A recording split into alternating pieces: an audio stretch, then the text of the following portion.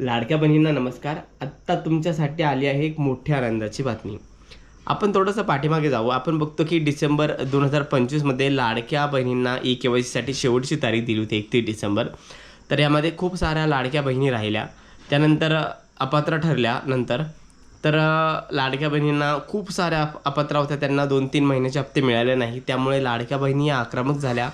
त्यांनी उठाव केले, मोर्चे केले, रास्ता रोको केले, विविध ऑफिसला व्हिजिट दिल्या. यामुळे सरकारने काय केलं की पुन्हा KYC सुरू केली, परंतु ही जी KYC होती ती पूर्णपणे अर्धवट आहे.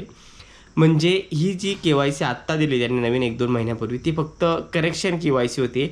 म्हणजे ज्या महिलांचे फॉर्म चुकलेले आहेत त्यांच्यासाठीच ही KYC होती. परंतु 31 डिसेंबर 2025 पूर्वी ज्या लाडक्या बहिणींनी फॉर्म भरत होत्या आणि त्यांचा फॉर्म सबमिट झाला नाही किंवा त्यांना OTP येत नव्हता, विविध प्रॉब्लेम होते, असे खूप साऱ्या लाडक्या बहिणींचे फॉर्म सबमिट झालेले नाही किंवा त्यांचे फॉर्म भरता आलेलं नाही, अशा आता सध्या महिला अपात्र आहेत आणि ही खूप प्रचंड अशी संख्या आहेत.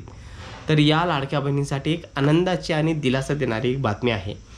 तर लाडक्या बहिणीची जी KYC आहे आता प्रत्येक जूनमध्ये सुरू होणार आहे. आता आहे एप्रिल, मे आणि जूनमध्ये पुन्हा सुरू होईल.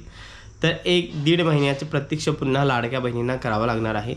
पण याच्यामध्ये एक संभ्रम आहे की ज्या सध्या आता अपात्र ठरलेल्या लाडक्या बहीण आहेत त्यांना पुन्हा म्हणजे KYC करण्यासाठी चान्स मिळेल किंवा नाही हे सांगता येत नाही किंवा याच्यामध्ये संभ्रम आहे. ओके, म्हणजे ज्या पात्र आहेत त्यांना KYC करण्यासाठी चान्स तर मिळणार आहे, पण आता सध्या ज्या अपात्र ठरल्या आहे 31 डिसेंबर 2025 पासून किंवा त्यानंतर पुन्हा एकदा KYC झाली तेव्हापासून, तर यांना लाभ मिळेल किंवा नाही सांगता येत नाही.